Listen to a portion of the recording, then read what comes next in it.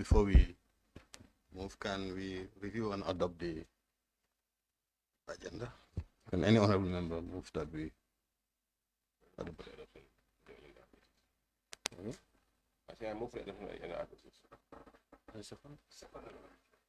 Thank you, colleagues. It's moved and seconded.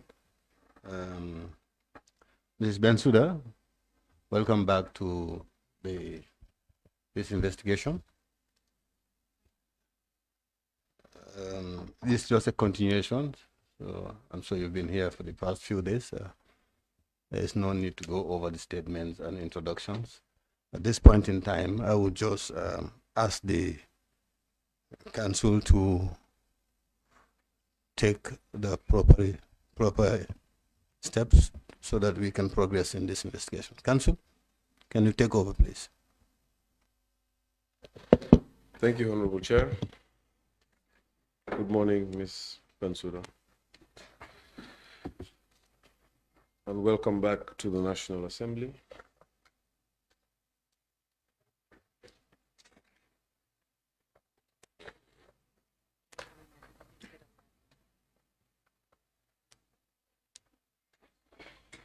I'm sure you're well aware, but I'm obliged to remind you that you are still under oath.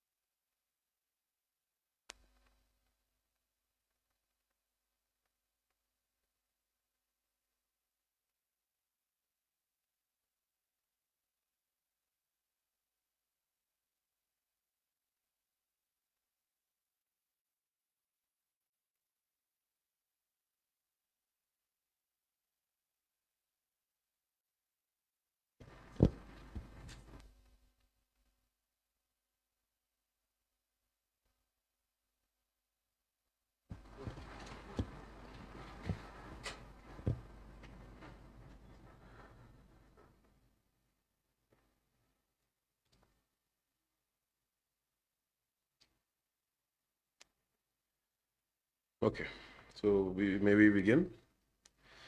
Ms. Bensouda. I would wish for us to move on from where we left off on the last adjourned date and move on to a meeting that your inaugural meeting with the Attorney General and the commissioners. I believe you had hinted on it in your previous testimony, and several witnesses have also spoken to the issue. Can you confirm that such a meeting was held?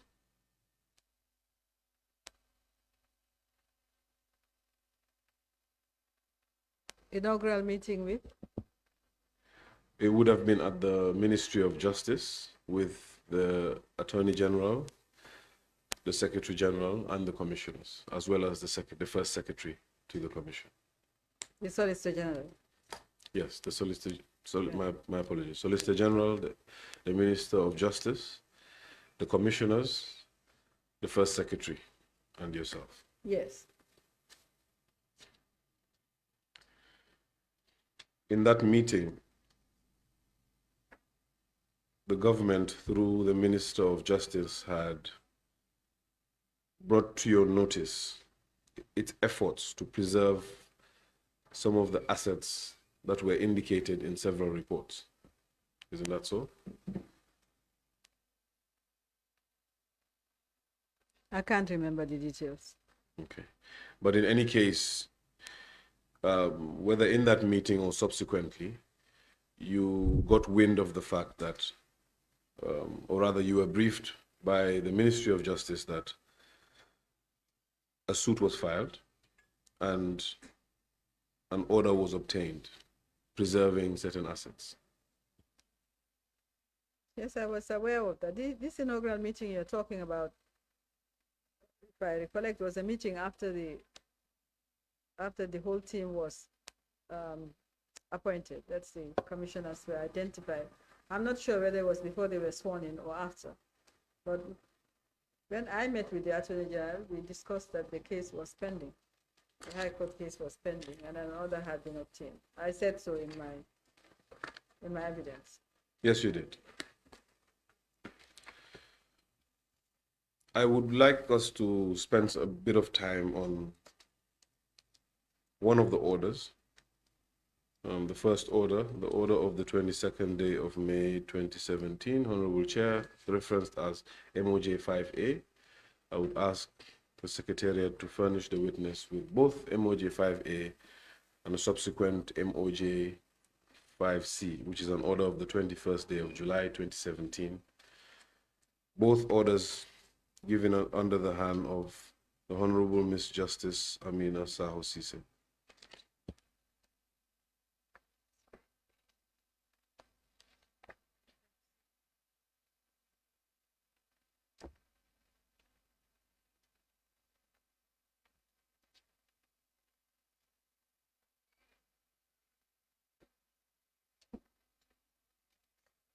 I'll just give you a second to peruse both documents before I engage.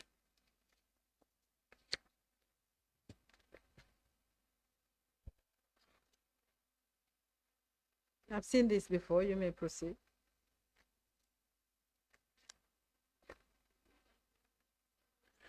MOJ 5A and MOJ 5C. Great. So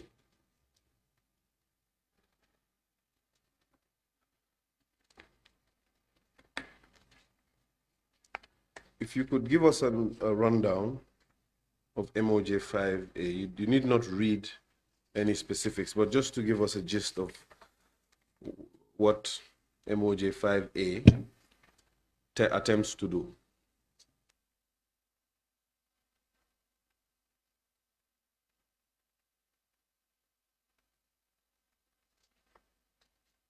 MOJ 5A is an order by the High Court in the case brought by the Attorney General against Alhaji Yahya Jammeh, former president, and was made on the 22nd day of May 2017. The order on its face is made pursuant to an application that was made by the Attorney General, and the court references the application and indicates that it is satisfied that there are reasonable grounds for granting the application, and as a result made 15 orders which are set out in MOJ 5A. And these include the granting of an interim injunction against the former president and his agents, associates, and servants, meaning employees, from disposing of or dealing with all movable and immovable properties held by him or in his possession or control of his family members, associates, and agents. And these are listed as an annexure. Then Order 2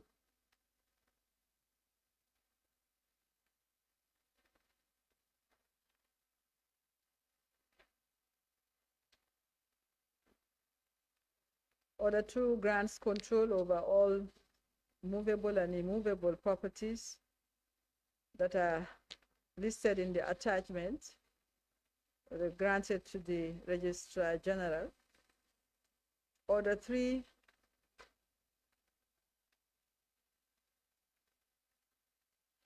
granted an interim injunction against the former president from dealing with all livestock and animals. Perhaps let me save you the trouble of going through all the paragraphs. But essentially, several stakeholders were identified and assets bestowed upon them? Not bestowed, they were granted custody, interim custody of those assets pending the determination of the suit that was brought by the Attorney General.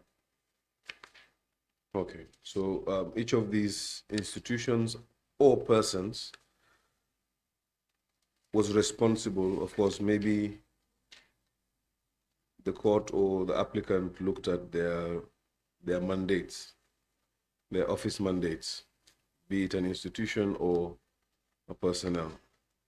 Wouldn't you agree?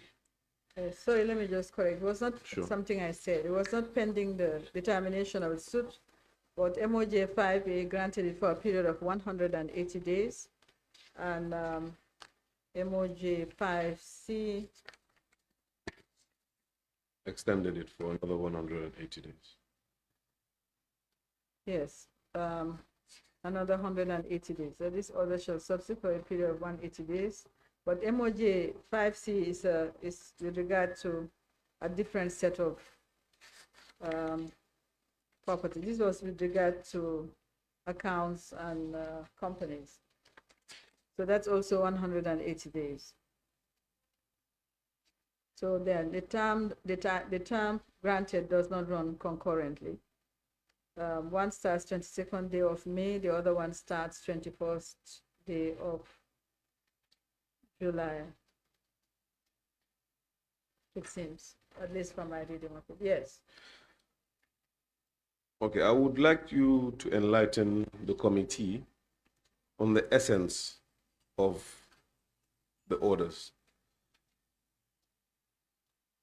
Well, my understanding of these orders, of course, these are orders obtained by the Attorney General, but my understanding of them was that all identified properties, movable and immovable, belonging to Yahya Jammeh, there was a restraining order against him dealing with any of the properties that are listed, which means he had no right of access to them, and control of those assets were being temporarily placed in the custody of identified persons, offices, institutions, and a receiver in the interim for 180 days.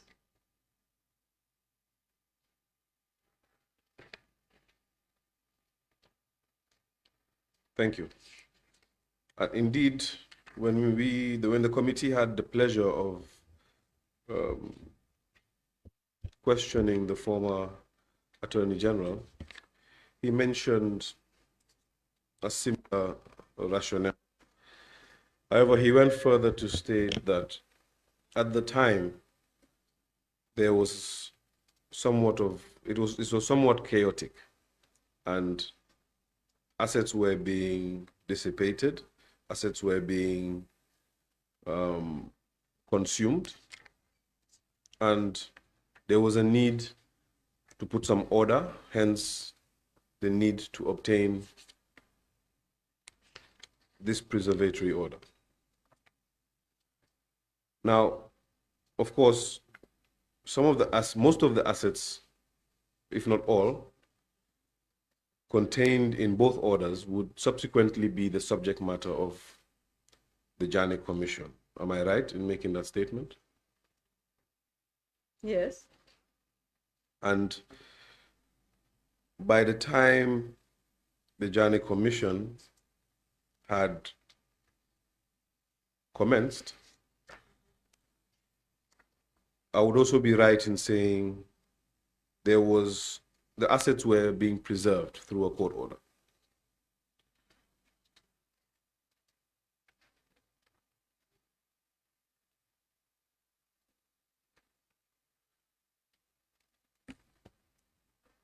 The Jammeh Commission's terms of reference were to investigate the acquisition of the assets. They were investigating the acquisition of assets. So by the time it commenced, this court order was in place. Yes.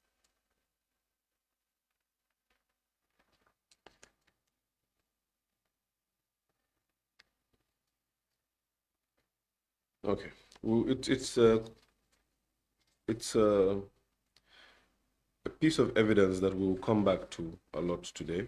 So I would keep it close, and we move on to other issues. But most of the issues we'll touch on this order. Perhaps now we can speak about commencement. You did mention in your last in the last adjourned date that you commenced work on the 17th, though you were given your appointment letter on the 12th of July 2017. You commenced on the 17th. Yes. If you could pick it up from there, what the committee is interested in is to know what was entailed in setting up of the commission, the roles, the organogram, and such administrative matters.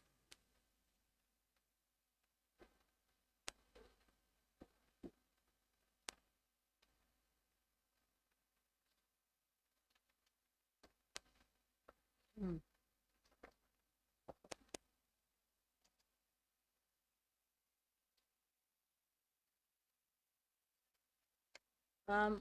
I had my engagement letter, which set out what my role was in the commission as the lead counsel to the commission. I have provided that engagement letter. So when first, of course, we had to have a location from which to operate. And once that was identified and my space was assigned, I started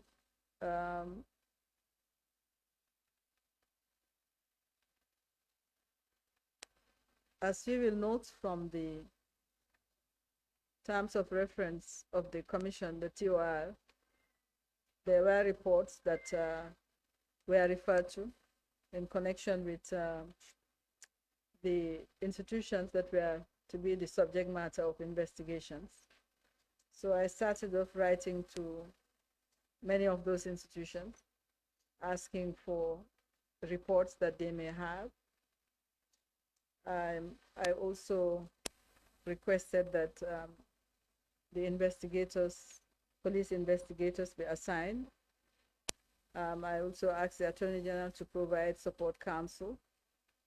So basically, apart from having meetings with the commissioners concerning the setting up of the secretariat and other matters, I presume, my role, frankly, was to get the investigation going. That was my first role.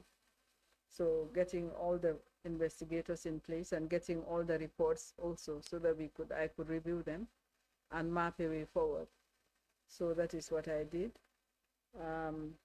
So once I received the reports, and the police had done some investigations earlier on some of the subject matters for investigation, and the police, the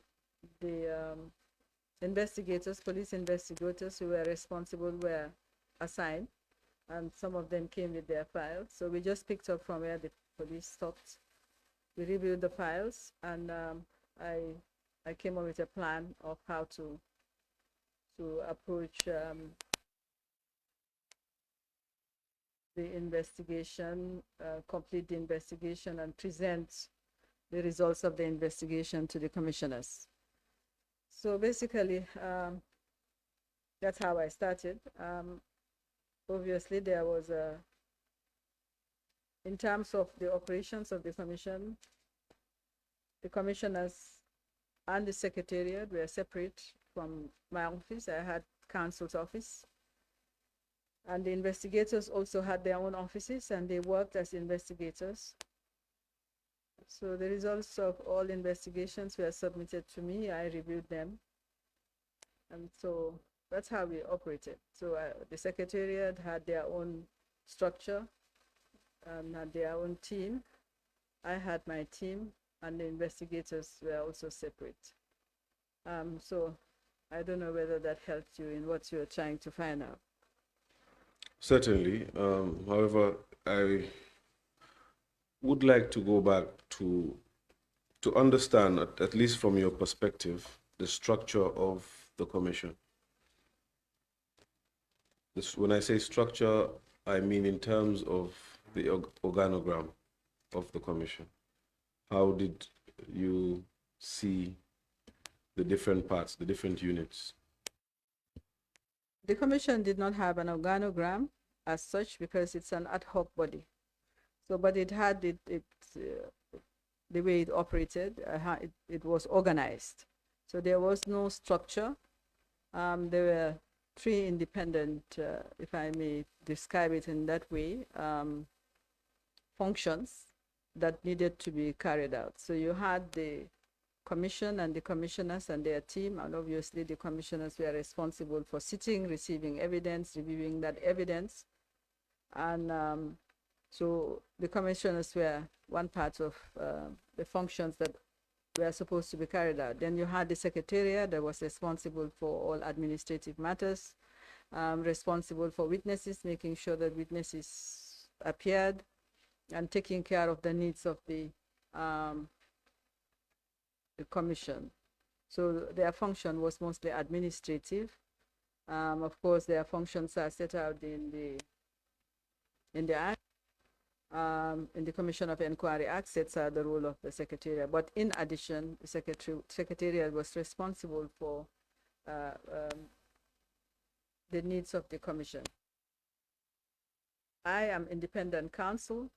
I'm not part of the Commission, or I wasn't part of the Commission.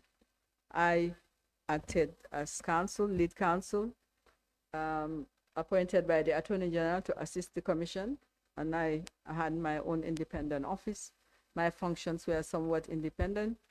I worked with the investigators. I reviewed the evidence that was provided, and I presented the evidence to the commissioners. So there was a distinction definitely between the commissioners and the investigators, although we had some meetings and the commissioners were free to call the investigators and look at their files, but I reviewed the investigators. The investigators were also independent of me, of my office. They will investigate and submit the outcome of their investigations to me. The reason, of course, being that I had to review and make sure that the evidence that was being presented to the commissioners met the required standard. And basically, that was my role. So you had the commissioners and the commissioner's office, you had the secretariat, you had counsel's office, and then you had the investigators. But one can say that the secretariat was part and parcel of the commission, basically because the secretariat worked with the commission. So three distinct functions, and we were organized as independent functions, kind of. Just a bit of ambiguity in the tail end of your evidence with regards to the investigation team. I would like to clarify that your evidence is that there were three independent units: the commissioners, secretariat, and council. But you also mentioned that the investigation team was independent of you, which would make it a fourth independent unit, four components to the structure of the commission. No, there were three because the secretariat was not independent of the commissioners. That's why I said the secretariat formed part of the commission. They were the support to the commission. So they worked with the commission would give their instructions to the secretariat. So the secretariat was part of the commission. Okay, so the three components are the commission, that would include the commissioners and the secretariat. And the secretariat. And then you would have council. Yes. And then you would have the investigation team. Yes. Okay. If I would ask that RS 81 be given to the witness. 81.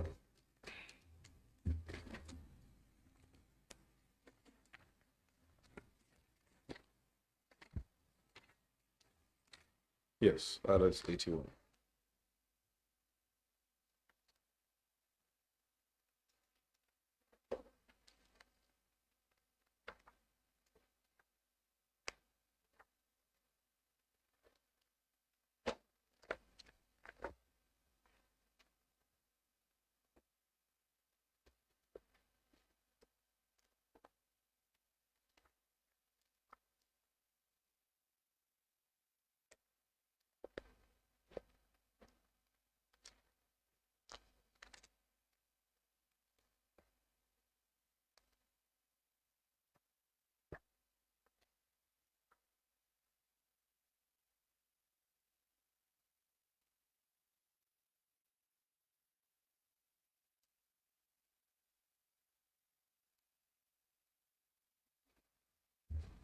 RS 81, Ms. Bensouda, is a document that was, perhaps if you could turn off your mic to avoid interference. Thank you. RS 81, Ms. Bensouda, is an attempt by the second secretary, Ms. Ramatullah Sarr, to describe the relationship between within the commission. I would ask that you look at it and perhaps comment on the accuracy of that organogram.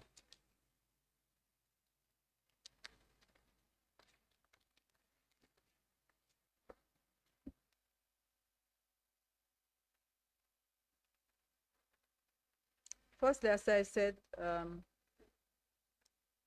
commission was not an establishment, and therefore I don't think an organogram can be said to be an appropriate tool to describe its functional operations. So the commission was an ad hoc committee, and it had a time span, and in fact it's functus. There is no commission of inquiry. As soon as it handed its report, it became functus. So it was a mechanism. So how was it organized? If I look at what is referred to here as the organogram, even if, as I said, it's accepted that an organogram is appropriate, there was no hierarchical relationship between the different units. There was no hierarchical. So it's not a question of someone reporting to the other. Perhaps it would be only relevant in terms of the way the commissioners operated. So there is no distinction between the chairman of the commission and the commissioners. These are my comments. The commissioners and the chairman are one. The commissioner should not be in a different box from the chairman. And the chairman, he was the one who represented them in terms of signing administrative documents. But when it comes to orders, they all had to sign. So the commissioners and the chairman, I would say, is one function. Lead counsel does not, this is not hierarchical. As I said, lead counsel was independent, and we don't report to the commission. We don't report. We present evidence. We're entirely independent. The commission can ask us for advice. It can ask us to look at an issue. You can, but we don't report to the commission. The secretariat is different. There can be a structure for the secretariat because you have the secretary, but I don't see the secretary here. I just see chairman and then assistant secretary and the different units. But obviously the secretary is missing, and there was never any time when the commission did not have a secretary. So it's the secretary that really is the administrative head, and it's the secretary that reports to the commission, not only to the chairman. So so there's a secretary, then assistant secretaries. I think there was more than one, and then you had this unit. So if perhaps that can be represented by an organogram. What also missing is the investigators. The investigators are not here. The investigators are police investigators. They were provided by the Inspector General of Police, and they were entirely independent in their investigations, although they worked with me, and I did not direct them. They provided their reports. I reviewed their reports, and if there was anything that was missing in terms of what the report was supposed to serve, I would draw their attention as to what was missing, and I'll make suggestions as to what they can do. But as you know, investigators are always independent. They were not subject to my direction. But to summarize, the organogram is inappropriate because it does not really understand the functional dynamics of a commission of inquiry. And using it as a tool to explain what was going on is inappropriate. And in any event, even if one were to accept it, it would only be relevant to the commission and the relationship between the commissioners and the secretariat. That had a structure, perhaps, but the rest, with reference to myself and the investigators, the organogram is entirely inappropriate.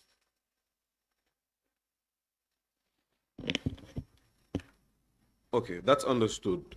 From your testimony, there are three independent components, and perhaps within those components, especially for the secretariat, there could be a hierarchy. Yes.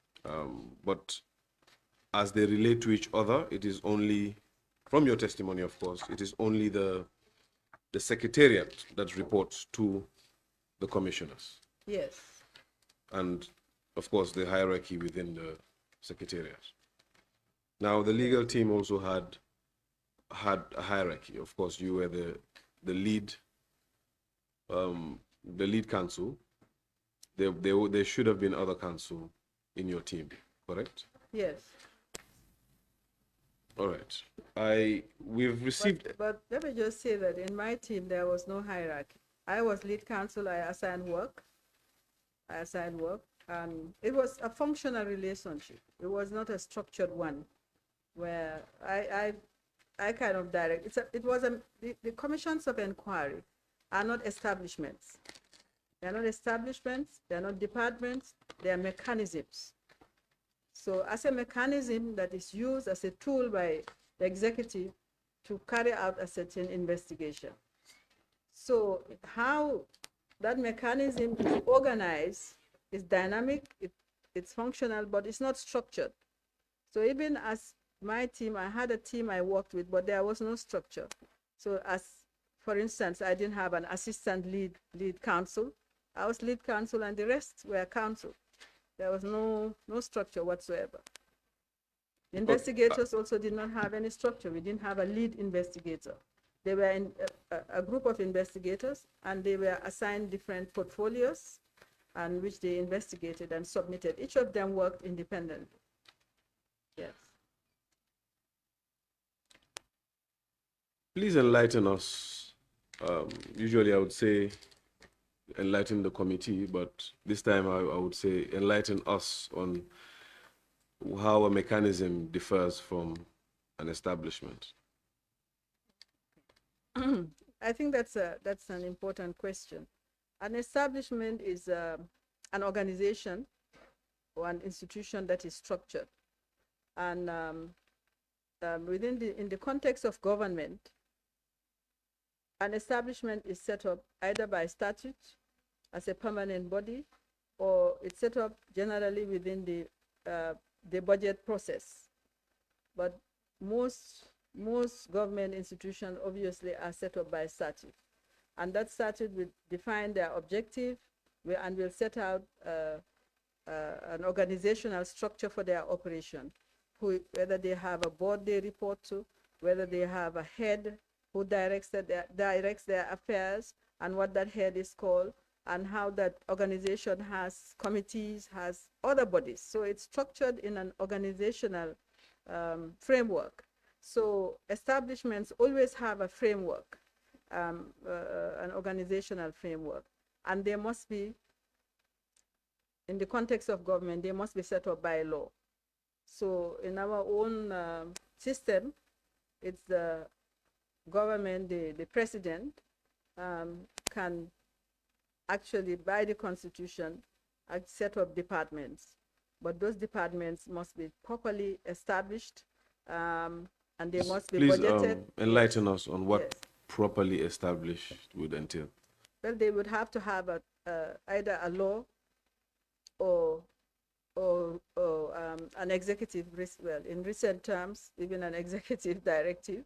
But even if the president wants to set up a department, it has to go through a process, a legal process. It may have to come to Parliament. Parliament would have to pass legislation, setting it up properly, and so forth. So there is a process through which departments can be set up, and so there's hardly, I can't think offhand of any establishment that is set up without legislation or some legislative process. Yes. Okay, that's a clear picture of what an establishment is. Perhaps we can move on to make the contrast with a mechanism. Well, okay. Now, if you look at the Constitution in terms of the Commission of Inquiry, which is a good example of what a mechanism is, the Constitution provides that the President may issue, I don't know whether we have, okay. Volume 1. If you have a copy, yes, Section 200 of the Commission of Inquiry Act.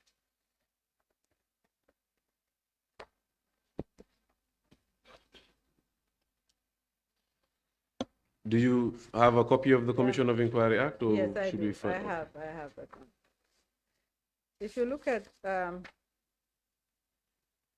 Section 2.1 of the Commission of Inquiry Act, which is more or less using this well, and Section 200 of the Constitution.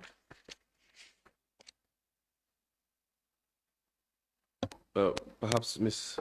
Mansoura, if we can just hold off a bit so that all the members are on the same page. The Constitution and the Commission of Inquiry Act. Council, we are okay. Go on, proceed. Please proceed. If you look at the language, because the Constitution overrides the Commission of Inquiry, I'll just focus on the Constitution. It's the same language anyway. Section 200 of the Constitution says, the President may, whenever he or she deems it advisable, issue a commission appointing one or more commissioners and authorizing such commissioners to inquire into. And that's it, issue a commission. So the commission that he issues, it's a tool, it's a mechanism, as opposed to an act which says the President may establish a commission, and then the act would then define the structure of the commission, whether the commission would have a board, whether the commission would have an executive director, whether the commission would have staff, would have accounting powers, and so on. That's an establishment. But here it just says the President may issue a commission. And how does he issue it? By legal notice, by appointing a number of people. Normally it's, I think, a minimum of 3, what does it say? To conduct, to inquire into the conduct of any public officer, and the terms are set out. And even the National Assembly may request the President to establish a commission of inquiry for any of the purposes set out. So then you look at the 201, the commission, how is it organized? It should have a presiding commissioner who should be chairperson. Ms. Bensouda, that's important. Yes. In the grand scheme of your attempt to distinguish between the two, a key component is structure. Yes. But 201 is imputing structure. Wouldn't you agree?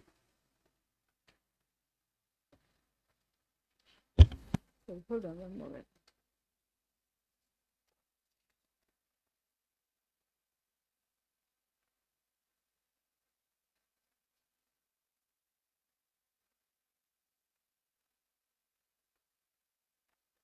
I'm just trying to see whether there is any difference. Okay, it just says presiding commissioner. There are 3 commissioners and they're equal.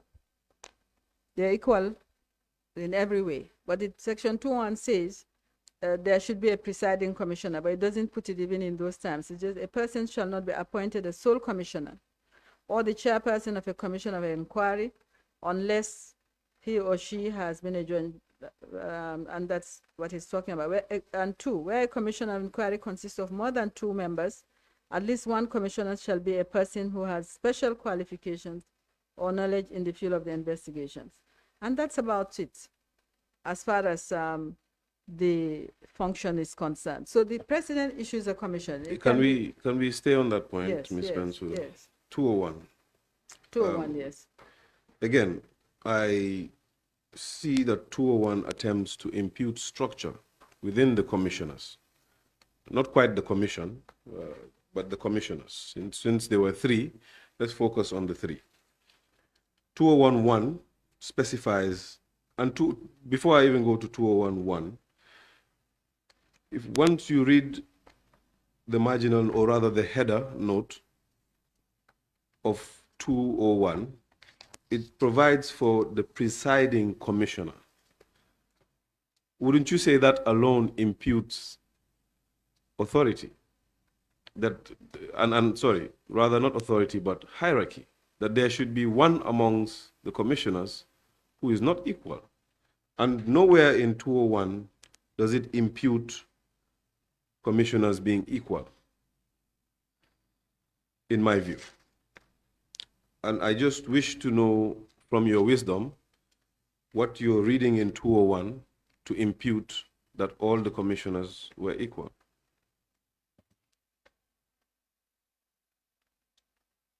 There's nothing, legislation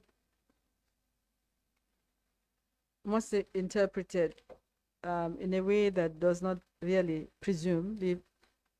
make presumptions. The legislation is clear. It authorizes the president to issue a commission, not to appoint a commission, to issue a commission. And when he issues it, that commission, it's a tool. It's not an office. So there's nothing in the Constitution which says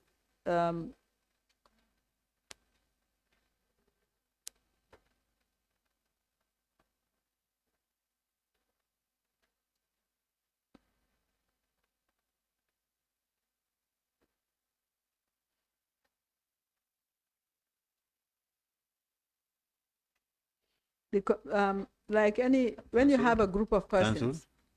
May I just interrupt a little while? You know, technically today we are very constrained. We are only three on the panel. So if one steps down, we'll hold down. So now nature calls. So we will stand down for 5 minutes or less. Less than that. Okay, Honorable Chair. Most obliged.